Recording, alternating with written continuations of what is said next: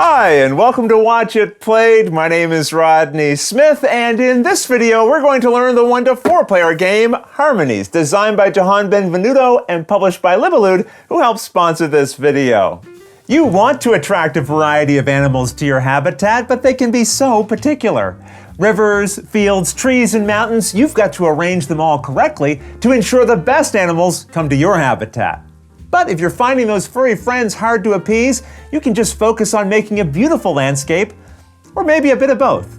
So, join me at the table and let's learn how to play. To set up, put this central board in the middle of the play area, ensuring this side for 2 to 4 players is face up. The other side is for solo play only, which we'll briefly discuss at the end of this video. The game comes with a variety of tokens, 23 blue and 23 gray, 21 brown, 19 yellow, and 19 green, along with 15 red tokens. Add all of these to the included bag and give them a good mix. Then randomly draw groups of 3 tokens from the bag and add them to each of the 5 spaces marked on the central board so it looks something like this when you're done. The cards with this back make up the animal deck, which you shuffle and set face down, dealing 5 face up into a row. The cards with this back are known as nature's spirits. Leave these in the box for your first game, along with these 4 clear cubes. These are known as the animal cubes. Put them in a supply nearby. Now each player collects one of these double-sided personal boards. For your first game, they recommend using what is known as side A, but no matter which side is chosen, everyone must use the same side. Each player also collects one of these reminder cards, flipped so its border matches the colored side you're using on your personal board. We'll assume we have 2 players in this video, returning the other boards and cards back to the box. And finally, the person who last saw a magnificent landscape, or a player you choose randomly, becomes the first player. And as a reminder of this, you point the arrow of the central board towards them, where it will stay for the rest of the game. When you're done and have everything arranged, it should look something like this. And that's the setup. In Harmonies, you and the other players will each be creating your own landscapes of rivers, forests, fields, mountains, and buildings, whose arrangements will earn you points. And if placed in the right patterns, will form habitats to attract animals, also earning you points. Have the most points by the end of the game, and you win. The game is played over a series of turns, starting with the first player and then going clockwise around and around the table. And on your turn, you'll perform a certain number of actions. One of them is mandatory and is known as taking and placing tokens. You must resolve this action exactly once on your turn, and here you pick any one of these 5 spaces on the central board and collect all 3 tokens on it. I'll choose this one, taking these. You must then place them onto your personal board however you like, as long as you follow a few basic rules. First, you can always add any token to any empty space. And tokens don't have to be put beside others you previously added. So I could put this one way over here if I wanted to, but I'll do this. As we'll see, you can stack some tokens on top of others, but you can never add a token under one that was already placed. The exact way you're allowed to stack tokens on top of each other is shown here on your reminder card. So that means if you don't see tokens stacked a particular way here, you are not allowed to do that during the game. As an example, none of these pictures show yellow tokens stacked on top of other tokens, so you can't do that. And with that understood, let's now go through all the ways you can stack them. A brown token can be placed on its own, and so can green.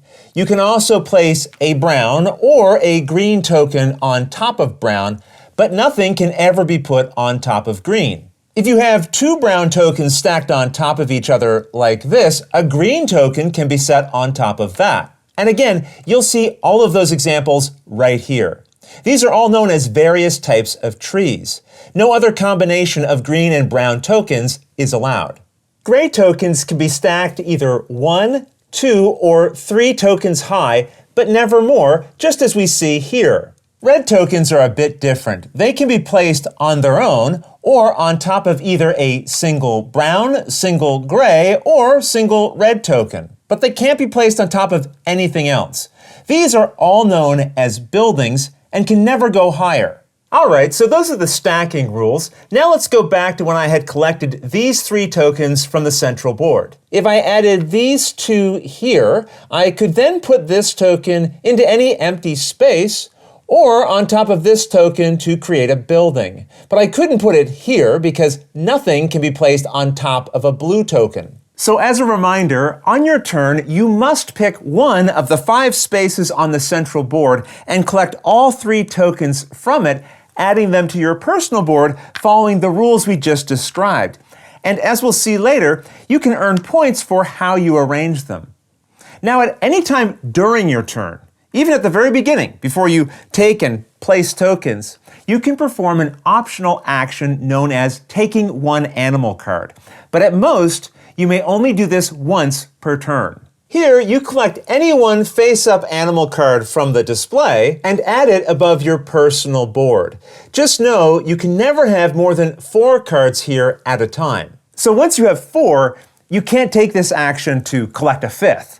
And you also can't choose to remove an animal card you had previously collected in order to make room for another one that you'd prefer to have instead. After collecting an animal card, add animal cubes from the supply to each of the square spaces found here in its upper right-hand corner. Alright, so on your turn, you must take and place tokens and may take 1 animal card, as long as you don't already have 4 above your board. Now that brings us to the other optional action you can perform on your turn, placing an animal cube. To do this, examine any animal cards you might have above your board and check to see if you've created the pattern they show at their bottom anywhere on your personal board. Ignore the animal cube that it shows, just pay attention to the arrangement of the tokens, and then see if the height and relative layout appears in your habitat as shown on the card. And notice if the card shows a building like we see here, the bottom token will show gray, red, and brown. This is a reminder that the bottom token can be any one of those colors. So this blue token could be adjacent to any one of these 3 different types of buildings, and they would all satisfy this requirement.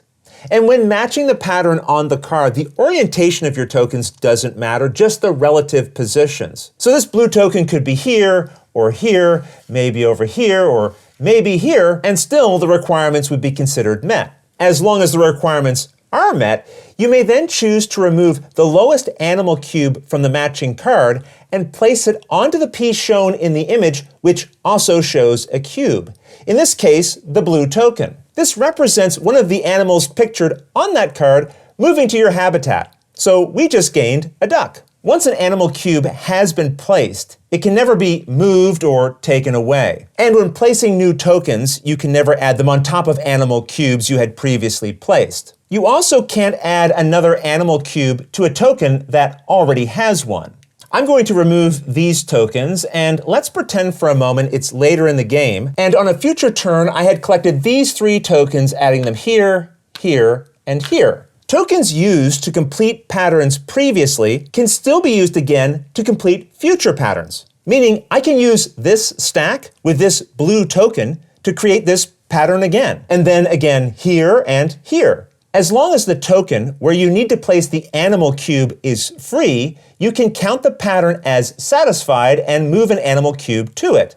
I'm going to do that for each of these other cases as well, because you can move animal cubes to your board as often as you like during your turn for each pattern you fulfill. But you don't have to. You might choose not to add an animal cube to a pattern you've fulfilled if that would prevent you from completing a different pattern you might also be working towards. For example, let's assume it's later in the game and I had collected these 3 animal cards and perhaps had these tokens on my personal board.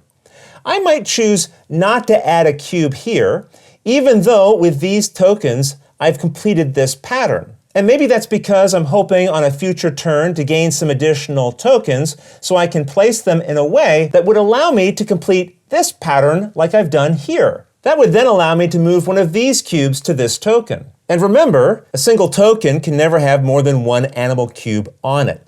So even though this pattern is also fulfilled here, I can't move one of these cubes here, it's already full. Let's say on a later turn I gained a few more tokens and placed them on my board perhaps like this.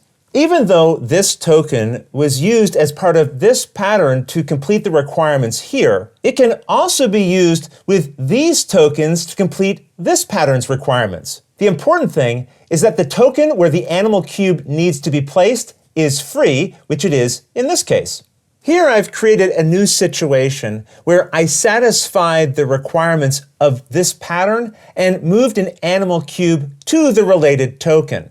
Now, as I mentioned, once a cube has been placed, it can't be removed. Let's pretend I later gained these tokens and placed them here, putting this red token on top of the gray one. By doing this, I technically no longer satisfy the requirements of this pattern. But that's okay. I still keep the cube I placed here. Even better, I just satisfied the requirements of this pattern, so I can move a cube from it to the related token. So you're probably starting to see, by picking the right animals and using clever token placement, you'll be able to create compatible patterns and fulfill several animal requirements and add even more cubes to your habitat.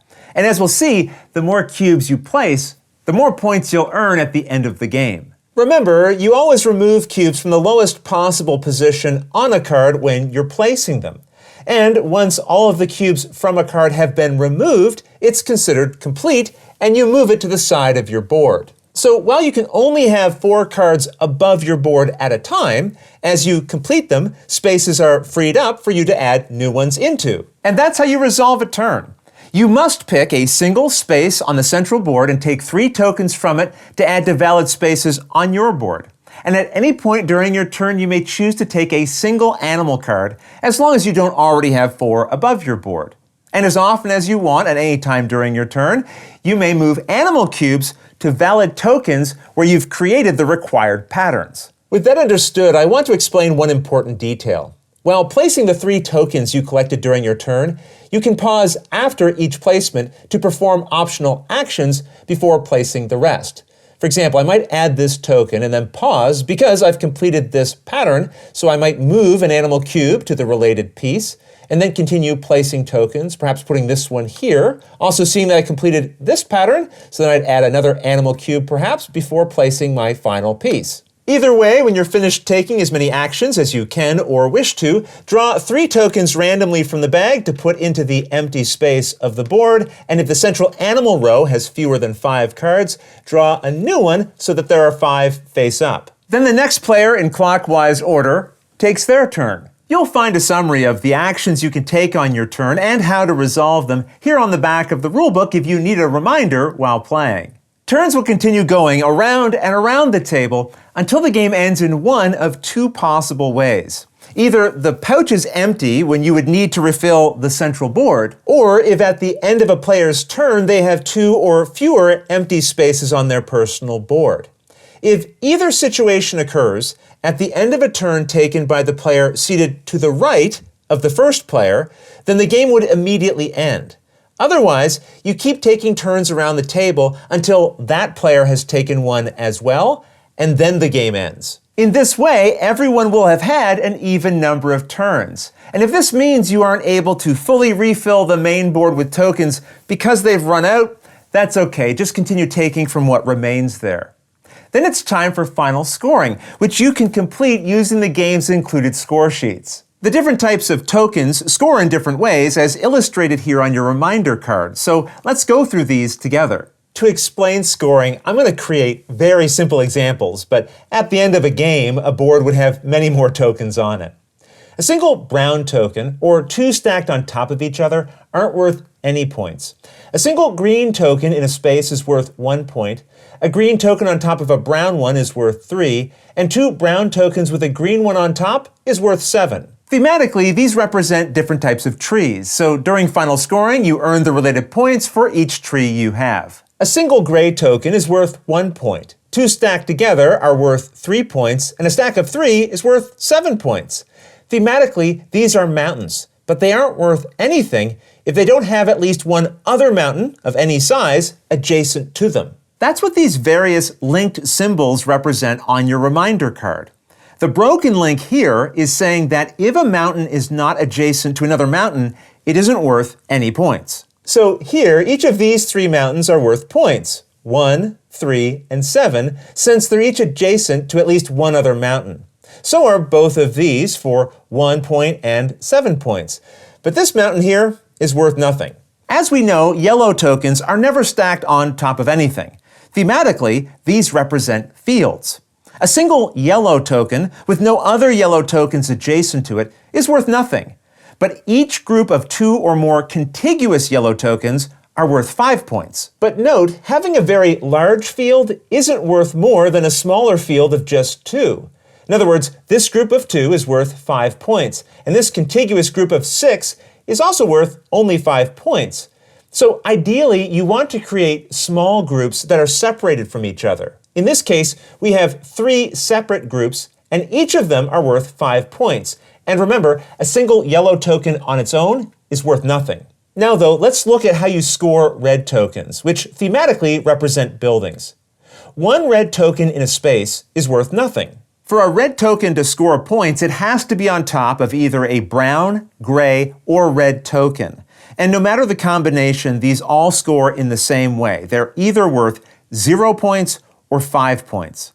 A building is worth 5 points if there are at least 3 different colors showing on the topmost positions in the spaces surrounding it. For example, this building is worth 5 points because we see at least 3 different colors on the tokens in the topmost positions of the spaces surrounding it: yellow, green, and gray. This building here is also worth 5 points because we see 3 different colors: green, red, and gray. Red itself can be one of those colors. The building here only has 2 different adjacent colors, so it's worth nothing. And remember, a single building piece in a space is never worth any points. Connected paths of blue tokens create rivers, and you might have several separate rivers in your habitat, but you'll only get to score your longest connected path following its shortest route from one end of that river to the other.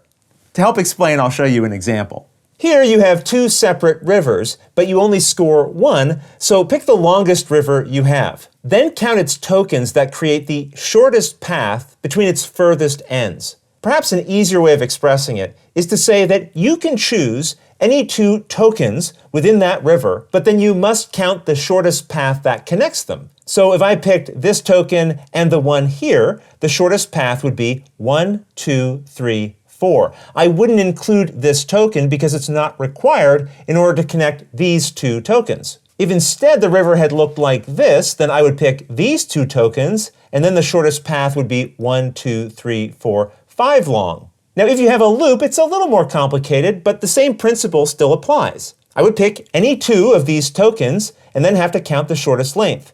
And whether I go this way or that way, it's still going to be the same. 1, 2, 3, 4 tokens long. Once you have the valid length for your best river, you then score the points showing under that value on your reminder card.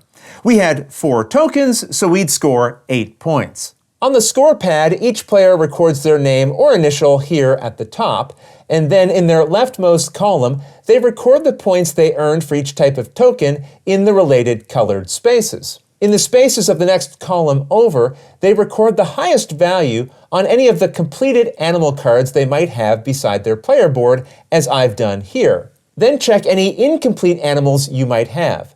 In the following spaces, record the highest value that doesn't have a cube beside it. So here I've scored 4 and 2 points, which I've recorded here. Now put the total values for each of your columns into the spaces for them here, and put the grand total here.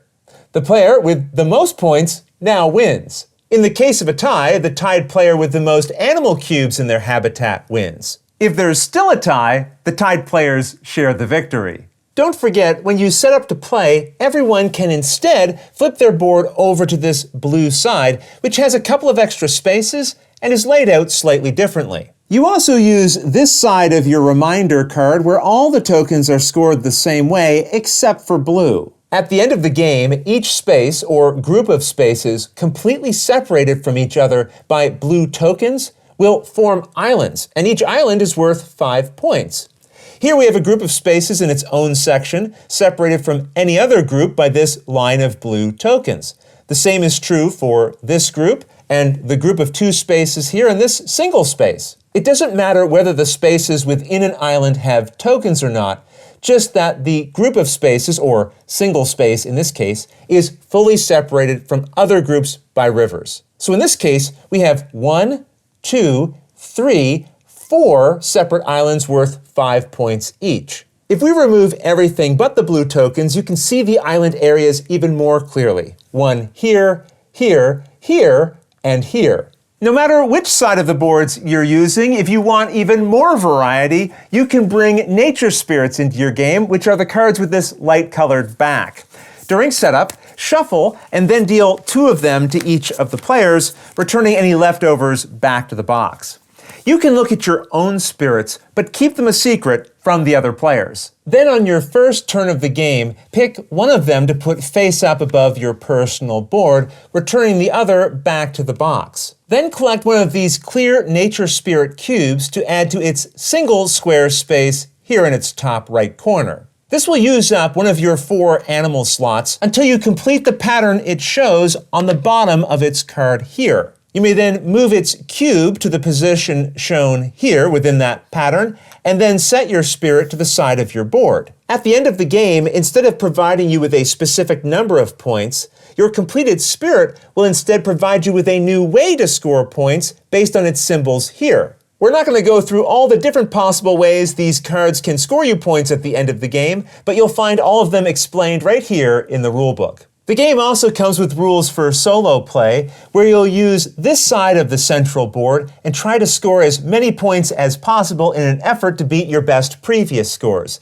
But those rules I'll leave for you to discover on your own. Otherwise, that's everything you need to know to play Harmonies. If you have any questions at all about anything you saw here, feel free to put them in the comments below, and I'll gladly answer them as soon as I get a chance. You'll also find forums for discussion, pictures, other videos, and lots more over on the games page at Board Game Geek, and I'll put a link to that in the description below. And if you found this video helpful, please consider giving it a like, subscribing, and clicking that little bell icon so you get notification anytime we post a new video. And if you'd like to support us directly, you can join our Patreon team, which I'll have linked below. But until next time, thanks for watching.